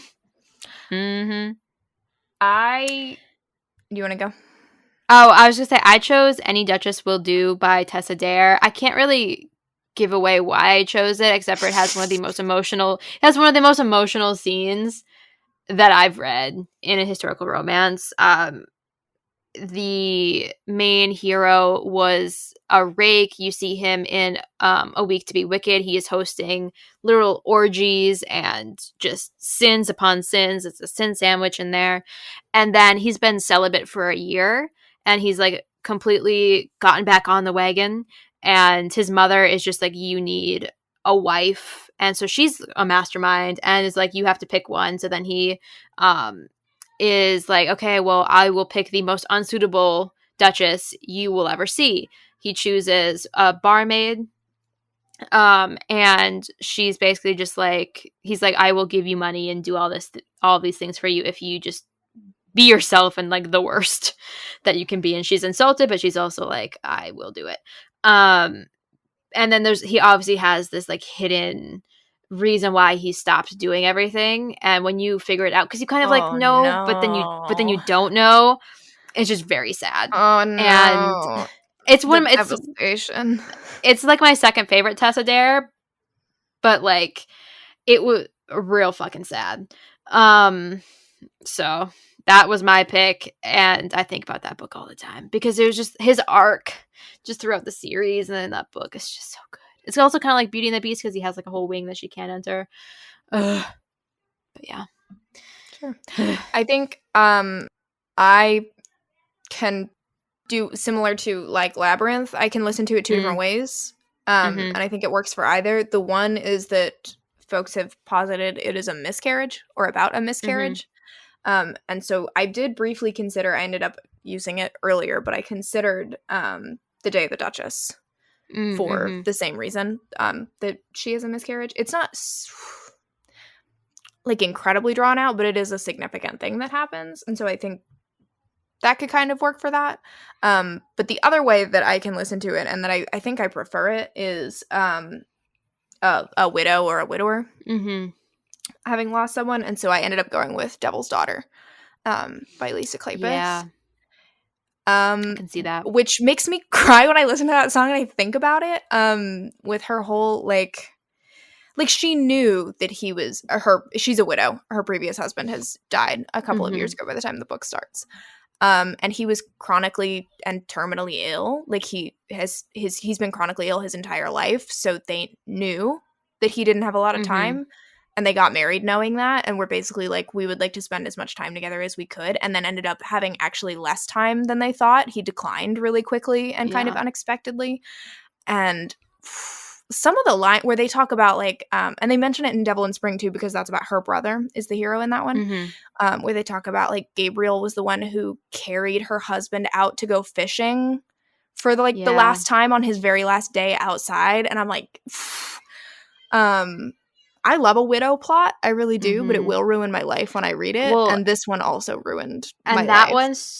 That one's super hard because also the hero in that one was kind of like the bully of him as a kid. So then she hates him when she sees him. It doesn't last too long. No. They get over it fairly quickly. And he does atone. Yes. Oh, well, because his arc throughout the entire series is him, you know, he's a little bit of a wastrel at the beginning and cold-hearted rake, and then you see his steady progression into just daddy. He's like Mr. Napkin. Oh, yeah, West daddy is by far one of the most attractive heroes I've ever read in a romance. Yeah. West Ravenel, he just Rocky montaged. Yeah, he Rocky montaged his way through that series. I've said it before and I'll say it again. West Ravenel most closely resembles a man that if I met in real life, I would be in love. No business. But it is like devastating getting into her talking about her husband, because I think some widow plots, we should do a widow plot episode also, because I think there are some great ones. Yes. But you can either, there are a few that are middle of the road, but typically they're either like her first husband was either much older or like horrible and abusive or whatever. Yeah. She's not sad that he's gone, or like the girl takes all or something. Yeah. You're gonna sit in the discomfort of like she loved someone and he's dead. And this you do have to kind of sit in it, and it hurts, but it's good. Paris. Yeah. On a lighter note. Paris. Very much lighter note. This is all, again, like a middle of the road song. It's fun. I chose The Perfect Crimes of Marianne Hayes because she truly just shot someone and didn't want the fucking news. That was a great point. I have, did you see the news of the Duke who was shot? Absolutely not. We're in Paris. And then the nails emoji. They fully do just like leave. They're like, did you hear the news? You know what's going on? No. And as soon as I was thinking of books, I was like, wait. They don't want to hear the news. They're just doing their shit. So it's a great point. This one, I don't love the song because I think it's, I don't know, not super memorable for me. Like it's fine, but I don't love it. Yeah. And so I have no reasoning for this one. I went with A Caribbean Heiress in Paris by Adriana Herrera because first of all, they literally are in Paris, but also I don't know how to explain this, but I do feel like their vibe is also the vibe of the song. I don't have reasoning for it. Yeah. In Paris. I don't know how to explain, like it just makes sense in my brain. It's like a satisfying, and again, I don't think I can reason it out. It is what it is. You gotta finger bang it out on top of the Eiffel Tower sometimes. Yeah, I love that. High Infidelity. I'm assuming you also picked the Marquis Makes His Move. Makes His Move. Sure did. I have never rooted for cheating more in my life than that book. You can, or I don't know if you can actively see them, but in my Goodreads like updates of like reading this book, I was just like, cheat, bitch, cheat. I was like, just cheat. I need you to cheat right now. I was so ready for it. Well, and technically, for those of you listening who are a hard no on cheating, it's not cheating. Yes, it's not. It's not how you think it's going to end up. Is just all I'll say. And you so get like I think 30%, 40% somewhere in there. And when I tell you my jaw was on the ground, I was shocked. It was so good. And see, my thing with cheating is I have a lower tolerance for two people being in a relationship and one cheating on the other, and they're both the main characters. Whereas that's not where this cheating would present, you know? Whereas like one person's in a relationship and then the other character, like Leap Year, they didn't physically cheat. Emotional cheating happened because, you know, they're on this road trip and whatever. I love leap year. So, like, I have a better tolerance for that. But in this one, I was just rooting for her to get absolutely railed by her footman. And You know? so was she. And I had a marvelous time. Because I didn't know how it was gonna end up. I didn't know how they were gonna handle it. And I was not prepared. Yeah. That book. We can't give too much of the plot away. No. For the sake of the twist. But yeah, no, very much the like, he brought me back to life. Yes. And also, yes. Infidelity, I but literally not wrote really. that. I wrote he made her feel alive. And that's another mistaken identity. Because if you read the summary, he's pretending to be a footman. And he's obviously a Marquis. I did have one. Well, which one is? Oh, you know what? Kind of two. Really, only one. Suddenly You by Lisa Kleypas I also had listed. It's not quite to put that one cheating, somewhere. but it is like emotional infidelity to a certain extent. Or not even really infidel. I don't know how to explain it, but it's the vibes. Yeah, that book was a hard Suddenly one. You. I feel that. Glitch. I could not tell you what that song is about. I don't even really remember what it sounds like because it doesn't sound good. It's one of my least favorite. I wrote the songs like a mistake. It sounds like it was a glitch. I don't care for it. I know what she was trying to do, but the whole glitch stitch thing just doesn't fit. Like, I don't think of sewing when I think of like a technological glitch, so it just didn't really fit to me. I don't. Because she was like, you need to think of so. Whatever. But like, it just didn't really fit the song. I don't know. Like, it was a glitch. 5 seconds later, I wanted something with a stitch. Like, it just wasn't for me. And it also just sounded kind of funky. Like, sure, like a mistake. So this one was really hard. Basically, just like I kind of narrowed it down to like not supposed to marry you, like a glitch in the plan. It could have been like fake dating, could have been one of them.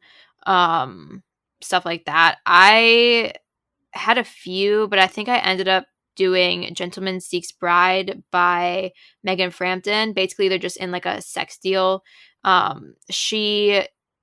Her reputation was ruined in like a past book, but she wasn't actually ruined, so she just wants to know the glories of sex.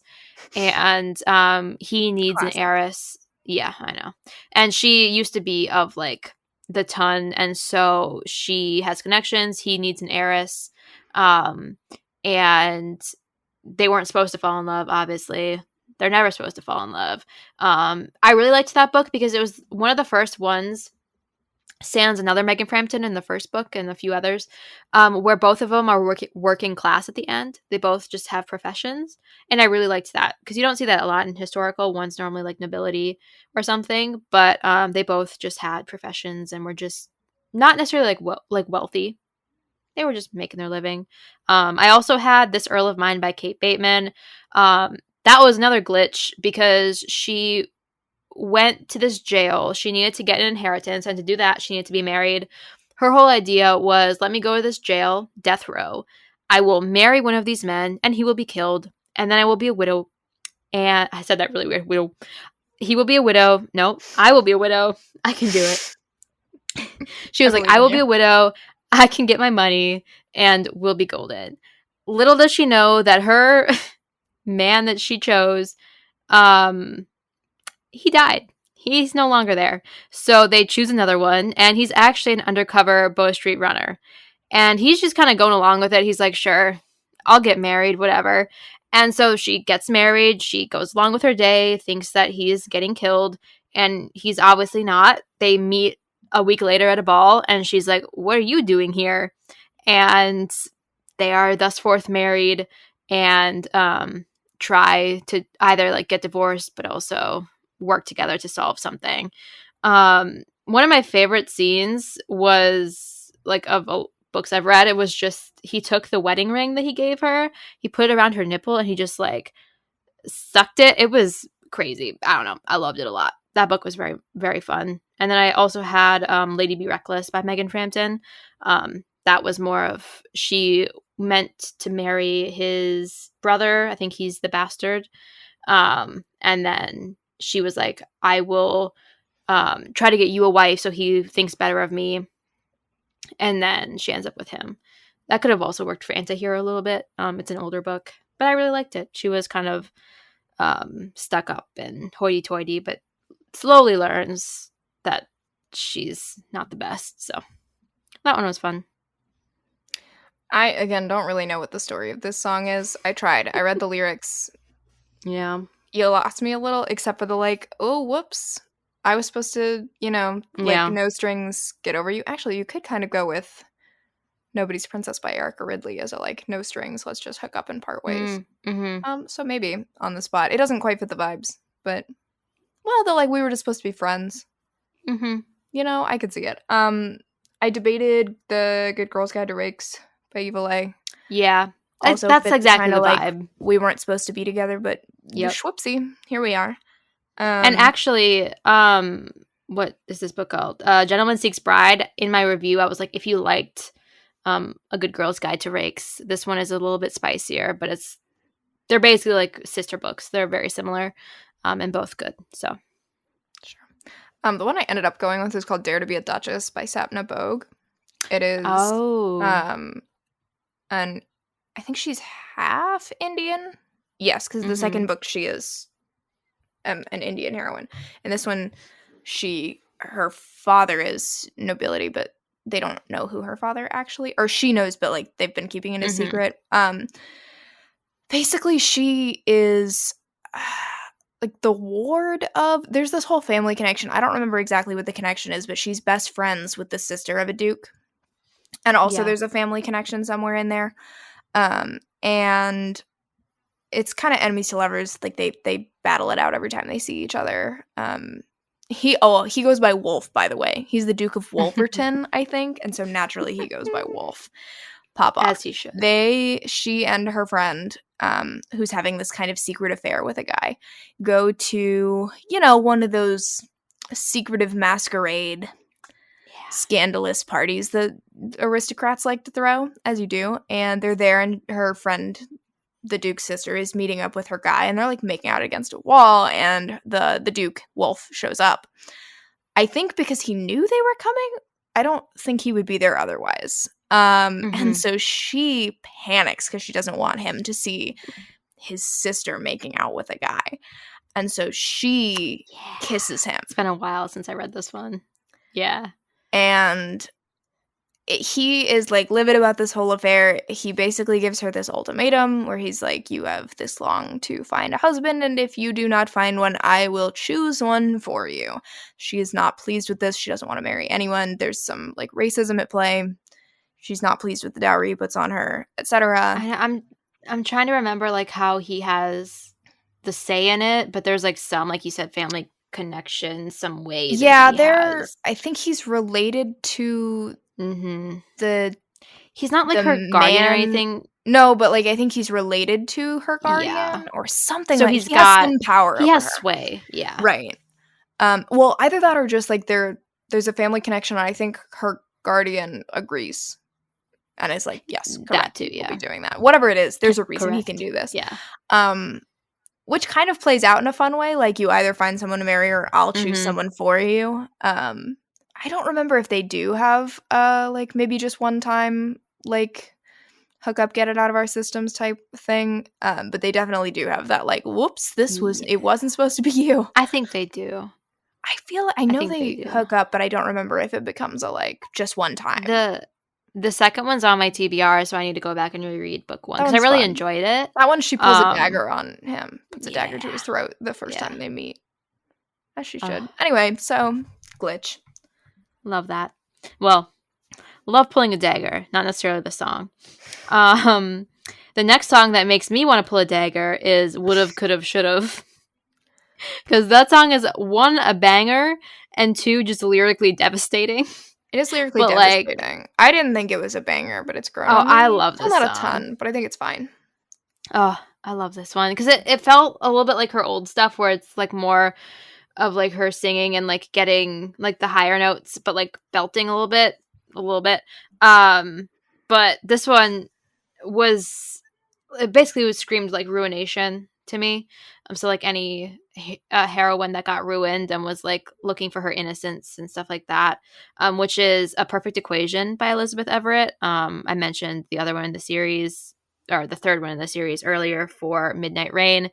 But this one, basically, she gets ruined young. The guy tells her that he's going to marry her and whatnot. She was 19, I think. No, she was even younger. She was 17. In the song, she's 19, but in this one, she's 17. It's not like she wanted to have sex, but it wasn't like a great time. But then like immediately after, the hero is the kind of a little bit like the ward of this powerful guy, and the guy is also the father of the guy who ruined her. So the grandfather-ish man, he like rails at her and kind of basically like ruins her reputation, and is just like, you can't marry her to the kid. She's just a floozy. She lured you into bed to get your position. And so she basically, like, all of her memories feel like weapons. Because then the hero says like some scathing things to her because he's completely on the side of the old man at the beginning. He has no context to anything, and he's just a dick. And a lot of it is just like how she could ruin the promising young man, or like how she would ruin this guy if it was found out, whereas she's just like utterly devastated. And so a lot of the book is just, one, him having to atone for the shit that he pulled, and how he made her feel, because he didn't even realize what he did and how it hurt her so much, because it's like the ruination was one thing, but his reaction was just, the worst of it. It's one of my favorite books. I love it so much. And she also just looks at sex as like very the thing that like it just hurts, in the sense of just like the memories hurt of it, because like it caused all of this pain, like emotional pain. And so a lot of it is her just having to get more comfortable with that again. But that one was a little bit harder again, because like it's not necessarily a romance song. So yeah, that was I also went, I need to find somebody who's been ruined. Mm-hmm. I ended up going with the Hellion and the hero. Not so much like she wasn't ruined, but she married a very abusive older man. Mm-hmm. So I guess rather than ruination, it was abuse. And the whole like second chance of that one is kind of persuasion-esque. There was some misunderstandings. People were misled intentionally. She thought that he was like a gold digger, which he was, but like not really. And she ended up marrying somebody else, and he was horrible to her. Yeah. And I really specifically think about the scene at the end of the previous book, the previous book in the series, The Rebel and the Rate, because throughout that book, her husband is still alive. She's just away from him with her friend who is the heroine. And at the end of that book, the hero of her what's his name? Henry, who she has the second chance romance with in the third book. He is there because he is helping to investigate this whole thing that's playing out. And she, Georgiana, the heroine of the third book, gets the letter or like a message that her husband has died. And like that scene was visceral for me because she crumples to the ground and bursts into tears, and he sees it and thinks that she's mourning her husband because he doesn't, they haven't spoken in years. He just knew she got married. And so he's like devastated to see her like in like deep wrenching sobs over this man. And he of course doesn't know until like the end of the third book that she was crying in relief that her husband was dead. So that one did fuck me up. The other one was A Scot in the Dark by Sarah MacLean was my runner-up. He doesn't, it's not quite as, he does kind of ruin her. It's the one where she's super lonely, and a really awful artist latches onto her and like tells her that he's so in love and she's his muse and all these things, and he ends up painting a nude portrait of her that he says is going to be just between them, and then he ends up using it to get into whatever the big exhibition is. Oh, and so she goes to see the painting unveiled and realizes as he's talking that it's the nude that he painted of her, and she rushes up on stage to try to stop him, and they pull the curtains back and it's not there, but she's confirmed that that's what it is, so he's using it to build more excitement for at the end when he will reveal it. And she's like, I don't understand. Like, you were in love with me. Like, this was just Yeah. between us. And he was like, I don't know why you ever thought that. Like, you're just like, we can still hang out. Like, I'll paint you. He's awful. He's so slimy. And so a lot of that book, it's the Scottish Duke who was like 16th in line and inherited a ward that he didn't know about. And a lot of it, they're trying to either marry her off or, well, she doesn't want that. He is trying to marry her off or otherwise get the painting back. But it very much is her being like, I cannot believe that this man would do this because he's the worst. And it's completely ruined her reputation. Dear Reader. I really like Dear Reader. Dear Reader. This one grew on me. I think I listened to it and I was like, I have zero clue what that song was about. And then like for this, I had to listen to it over and over again because I had to get a book. And then I was like, okay, wait, I actually really like this one. So that one has really grown. Because of this, because I listened to it to pair a book. You're welcome. Thank you. Because it was one that it was like the end of the album, and I was just like, what is going on? And it also took a little bit while to like build up to what she was saying. I feel like it's a softer one. I liked it when I paid attention to the lyrics. It reads to me as like a self-sabotage song. Yeah, and it also has a little bit of the Midnight Rain. Same thing with Labyrinth. The distorted voice, which I just freaking love. So that actually kind of sold that song for me. There you go. I'm trying to find what was your... Okay, so this song to me just screams, like I said, self-sabotage. Very much the like, get out, change your identity, change everything about yourself, ghost people, burn your past life. Just pick a place and go there. But then the chorus you get, never take advice from someone who's falling apart, which reads to me as like, ignore all the things I just said. Like, none of that is actually accurate. I am falling apart and these are the things that I'm doing and they are not good. And also the greatest luxuries, the greatest of luxuries is your secrets was a specific line. So I ended up going with No Good Duke Goes Unpunished by Sarah MacLean. Which I've talked about it, at least to you. I don't know if I have on here before. It's one of the more controversial. One? Yeah, it's one of the more controversial Sarah MacLean's because it starts 12 years in the past with the heroine, Mara, framing the hero for her murder. Yes. Okay. It's one of my favorite Sarah MacLean's. I think it's one of her best, personally, which I know is probably a really hot take. But I think it's a phenomenal book. And very much... Mara, I mean, she has her reasons, and I think she's completely justified in literally everything she does. I will hear no slander about Mara. Sometimes she makes decisions that maybe aren't quite great, and I still support her in those, because in this house we support women. But very much she changes her identity, runs away, disappears. She's not doing great. She is doing her best. Surviving, not thriving. And to a certain extent, I think it applies to the hero too. Like especially the bridge, like hiding in plain sight, my fourth drink in my hand, desperate prayers of a cursed man. Like I think it kind of applies to both of them. But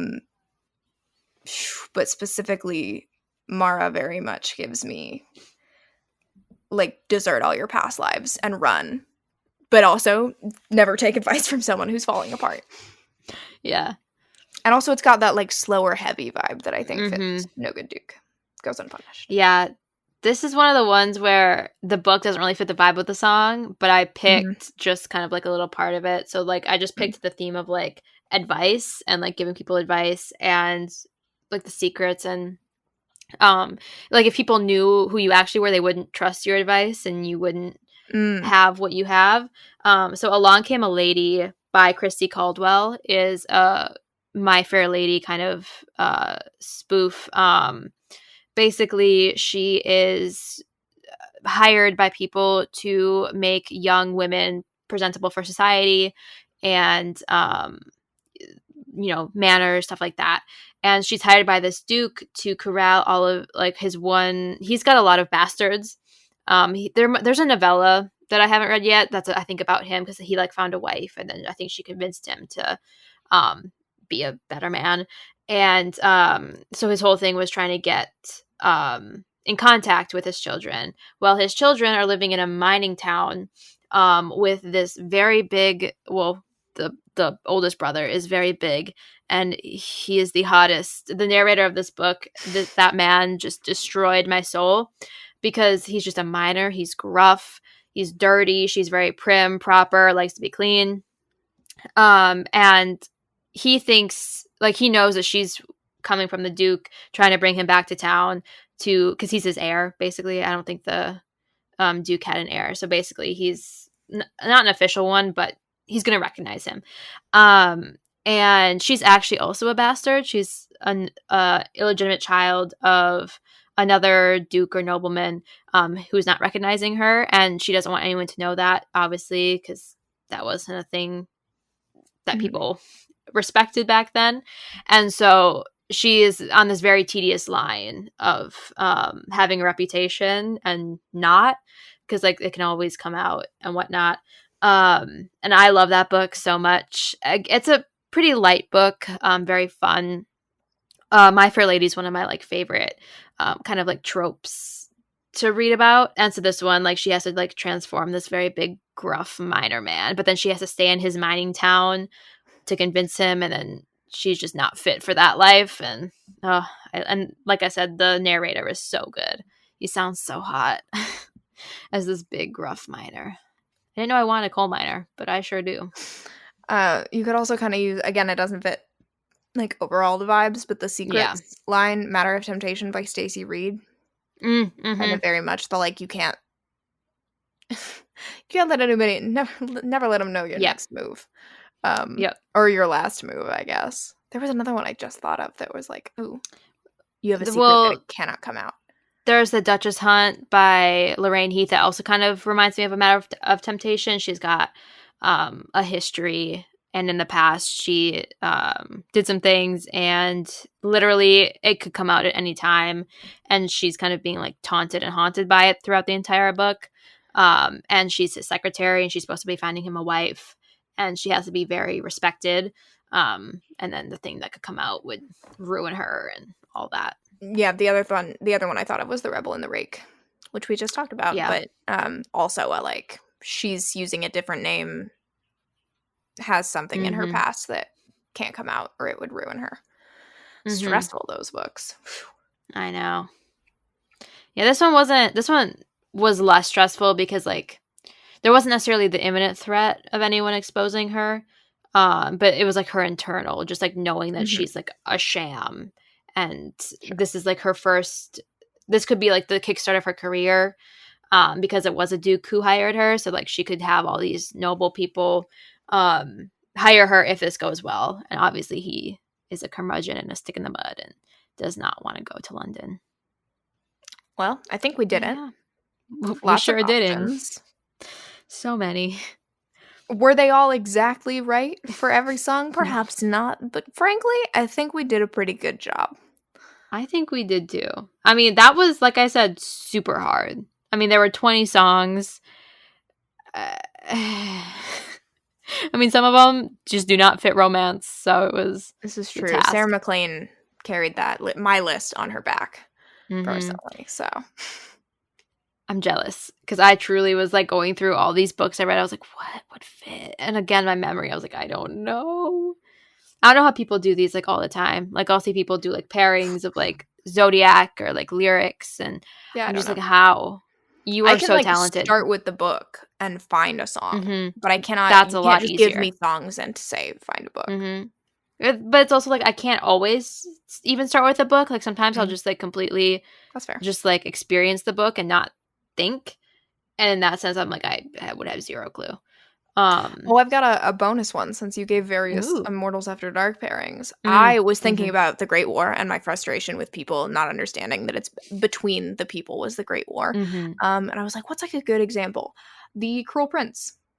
The Folk of the Air series is quite that series, the Great War was quite literally written about Jude and Cardan. It's actually about them. You can ask Taylor Swift about it. She'll confirm. That series the was like knuckles so nutty. Bruised and bloody. The like really visceral like fighting energy. Listen, it's about Jude and Cardan. And a truer enemies to lovers has never existed. It never has. And they have that, like, the really good, like, I reached for your hand all throughout the Great War, where, like, they're fighting, but they're still supporting each other in a weird, twisted listen. You know what other one would work? Exile. Get out of my face. I saw, like, an animated video somebody did to that song with Juden Carden, and now every time I hear the song, I'm like, oh, well, time to cry. It's, I actually really need to reread that series. Yeah, I'll sure do an episode on that series. It's not even like a romance. The romance is very much the B plot, but I love it so much. It is, but it worked. It worked. My friend told me to read it, I think in like early stages of the pandemic, maybe. Yeah, that's when I did. And that third book, when things happened, I was like voice notes galore. I was losing it. I read those books in like 3 days. Yeah, it was like a book. It was straight audiobooks back to back. Yep, it was. Nutty. I did the audiobooks too. Inhaled. Anyway, honestly, a lot of Taylor Swift songs match Juden Carden. They really do. I'm gonna I'll put together a whole playlist. It's fine. I have a lot of feelings about Juden Carden, if I'm being honest. Well, I know that was exhausting. That was a lot. That was exhausting. This was definitely our longest. Oh yeah. I mean, it's 20 songs to talk about. Yeah. Makes sense. It's going to be like, this is for Taylor Swift fans. I don't know what to tell you. Yeah. I don't know how you expected it to be less than the length that it is. Yeah. Well, I'm exhausted. Me too. But we did the thing. Yeah, we chose the pain on that one. Kermit is my boyfriend, stuck in a loop in my brain. It's funnier when you imagine Kermit's voice. Or actually, never mind. Scratch that. Imagine Miss Piggy's voice singing. Kermit is my boyfriend. I can't do a Miss Piggy impression the way that my dad can. Well, you sure just did. You're so welcome for that. The end. Wow. Thanks for listening. Long story short, that was a time.